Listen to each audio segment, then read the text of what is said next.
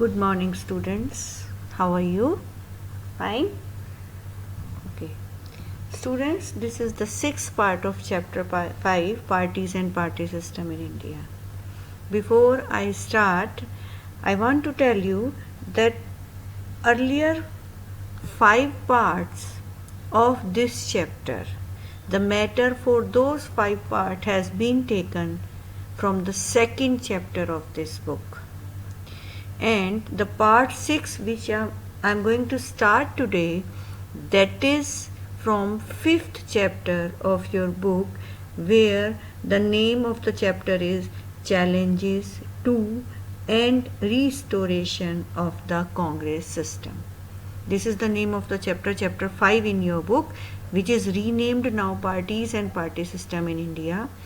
And in that chapter, second chapter of this book is also merged, and earlier 5 parts which I have taught you, these were from second chapter, and now we will begin from the 5th chapter of your book, that is Challenges to and Restoration of the Congress System, and now its new name is Parties and Party System in India.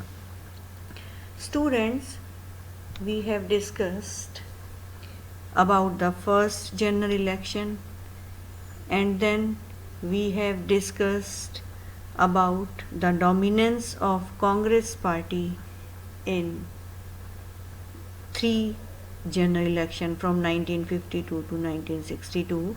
And students, I have told you that the main reason of the success of Congress was the charismatic character of Pandit Jawaharlal Nehru.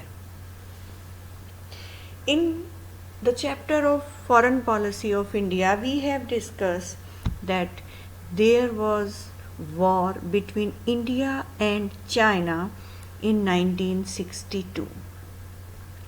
And in that war, India was defeated.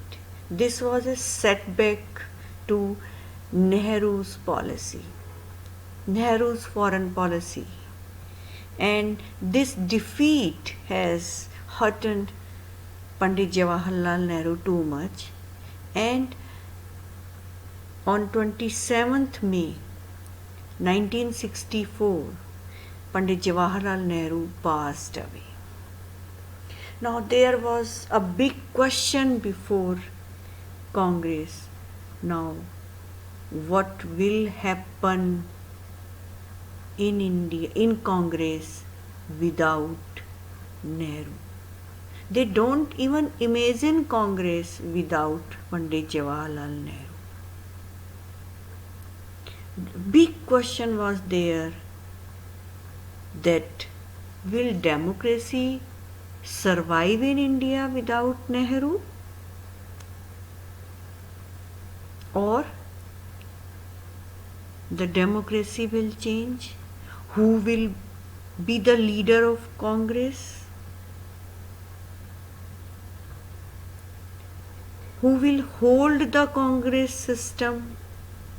And if a good leader will not hold the Congress, then if there will be failure, then what will happen? Will army take the control of India?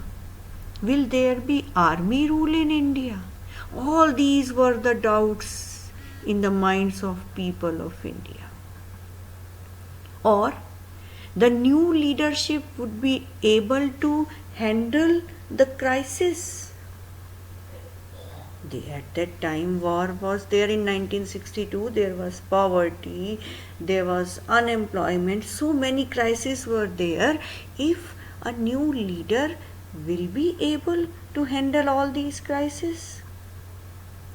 Students, this decade of 1960 was called a dangerous decade. It was a dangerous decade because, why it was dangerous? Because there was communal and regional division in India. there was inequality in India, poverty was there, and in 1960s also we have lost two great prime ministers. One Pandit Jawaharlal Nehru and another was Lal Bahadur Shastri. So this decade 1960 was a dangerous decade. So there was a fear what will happen after Nehru. And at that time K. Kamraj was the president of Congress.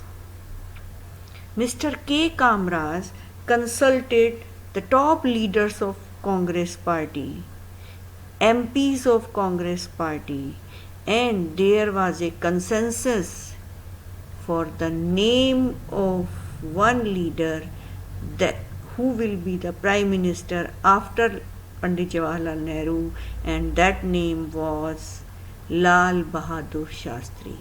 Unanimously, he was selected as the next prime minister of India. So, this was a shift from Nehru to Shastri. Students, that's all for today. Tomorrow we will discuss about Lal Bahadur Shastri era, and then we will discuss about the era of Indira Gandhi. Till then, take good care of yourself. Goodbye.